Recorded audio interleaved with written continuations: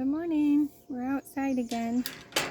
Today is May 31st.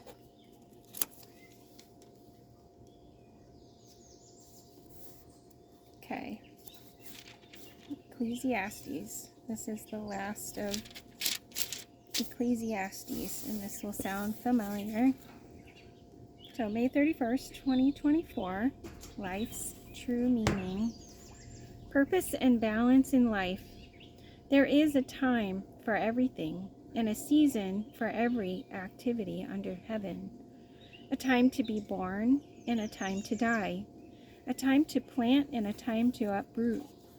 A time to kill, and a time to heal. A time to tear down, and a time to build. A time to weep, and a time to laugh. A time to mourn, and a time to dance. A time to scatter stones, and a time to gather them. A time to embrace, and a time to refrain. A time to search, and a time to give up. A time to keep, and a time to throw away. A time to tear, and a time to mend. A time to be silent, and a time to speak. A time to love, and a time to hate. A time for war, and a time for peace. What does the worker gain from his toil? I have seen the burden God has laid on men. He has made everything beautiful in its time. He has also set eternity in the hearts of men, yet they cannot fathom what God has done from beginning to end.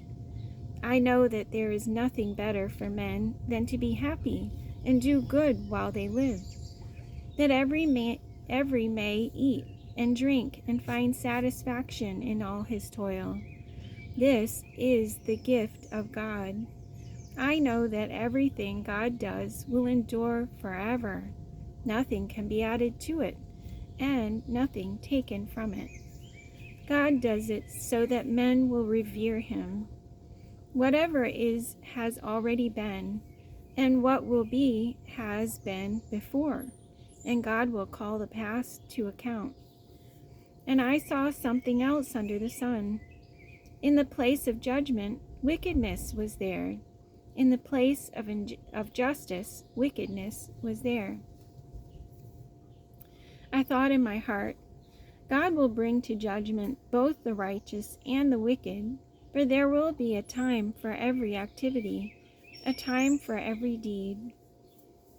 Advice to young people. Light is sweet, and it pleases the eyes to see the sun. However many years a man may live, let him enjoy them all. But let him remember the days of darkness, for they will be many. Everything to come is meaningless. Be happy, young man, while you are young, and let your heart give you joy in the days of your youth. Follow the ways of your heart and whatever your eyes see, but know that for all these things God will bring you to judgment. So then, banish anxiety from your heart and cast off the troubles of your body, for youth and vigor are meaningless. Remember your Creator in the days of your youth, before the days of trouble come and the years approach when you will say, I find no pleasure in them.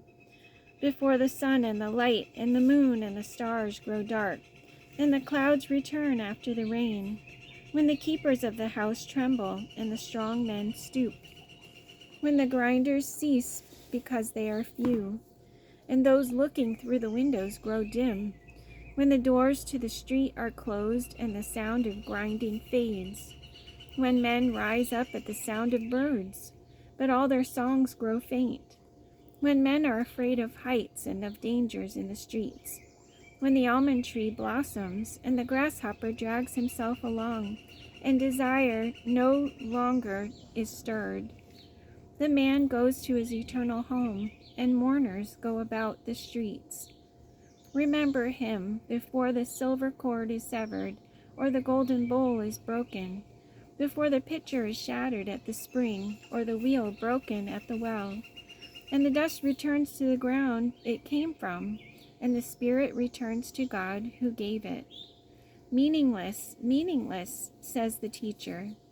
Everything is meaningless where life finds its meaning. Now all has been heard. Here is the conclusion of the matter. Fear God and keep his commandments, for this is the whole duty of man. For God will bring every deed into judgment, including every hidden thing, whether it is good or evil. Okay. We have another, just a brief commentary, end of Solomon's reign.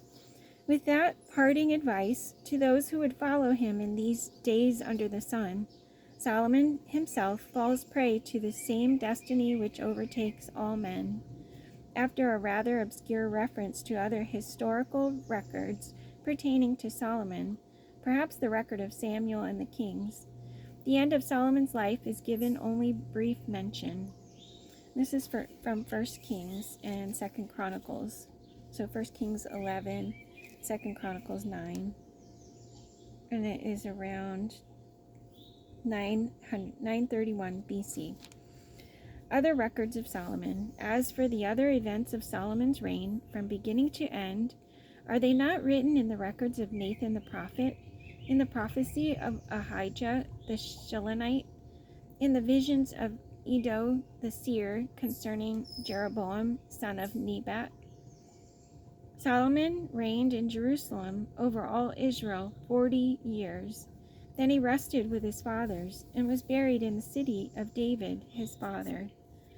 And Rehoboam his son succeeded him as king. And that's it. That's it for today. Tomorrow we'll start off.